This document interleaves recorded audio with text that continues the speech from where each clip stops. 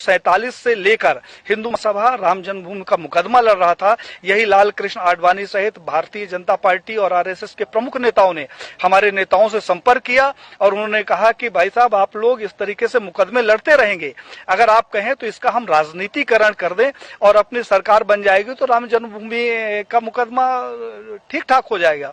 और साहब, हम लोग साइलेंट हो गए, अपनी छाती में इनको बैठाकर पूरे भारत में रथ यात्रा निकाली और उस रथ यात्रा से इकट्ठा हुए 1400 करोड़ रुपए ये लोग डकार गए, जिसका आज हिसाब नहीं है। तो 1400 करोड़ रुपया ये खा गए। हिंदुत्व के नाम पर जो भी प्रखर नेता आगे आता है, कहने के लिए थोड़ा सा बुरी बात है लेकिन कहना जरूरी है, अशोक सिंघल जी को मैंने पत्र लिखा। हमने कहा 1400 करोड़ रुपया जो राम जन्मभूमि का इकट्ठा हुआ कहां गया। अशोक सिंघल जी से हमारा बड़ा आत्मिक लगाव था। उन्होंने उसका जवाब दिया और मुझे फोन किया कि पांडे साहब, मैं अयोध्या जा रहा हूं, आप आ जाओ, आपसे कुछ बात करना है। मैं जब अयोध्या गया तो एक गले में वो पीला टॉवेल रखते थे, उन्होंने जो शिला रखी हुई थी उसकी धूल झाड़नी शुरू कर दी। हमने कहा कि ये क्या कर रहे हो। बोला, पांडे जी, मेरा अंतिम सपना है कि किसी तरीके से मेरे जिंदा रहते ही ये मंदिर का निर्माण हो जाए। साहब, उन्होंने हमारी उनकी काफी गंभीर चर्चा हुई। उन्होंने कहा, पांडे जी, अभी नहीं तो कभी नहीं। तो हमने कहा, क्या करोगे, आप लड़ तो सकते नहीं। बोले कि अब मोदी है और लड़ूंगा भी और विरोध भी करूंगा।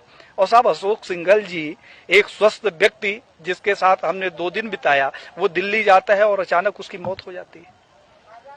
प्रवीण भाई तोगड़िया, जिसके पास जेड कैटेगरी की सुरक्षा हो, जो पेशाब करने बाथरूम में जाता है तो पहले बाथरूम चेक होता है और वो रोड के किनारे लावारिस पड़ा मिले, उसकी सिक्योरिटी का पता नहीं और उसका पता नहीं। कमलेश तिवारी, जिसकी सिक्योरिटी के लिए 24 गार्ड नियुक्त थे, हमारे पास उसके पत्र हैं साहब, और उस आदमी की हत्या हो जाती है और हत्या का कारण सिर्फ ये होता है कि उसकी सुरक्षा में कमी कर दी जाती है। तो बीजेपी के समय में मैंने ये देखा कि जितने हिंदूवादी प्रखर नेता हुए हैं, उनकी एक एक करके हत्या कर दी गई। अभी 2 तारीख को हमारे पास लखनऊ से फोन आया, हिंडोला थाना कोई पड़ता है, उन्होंने कहा, हिंडोला थाना से बोल रहा हूं पांडे साहब, गृह मंत्रालय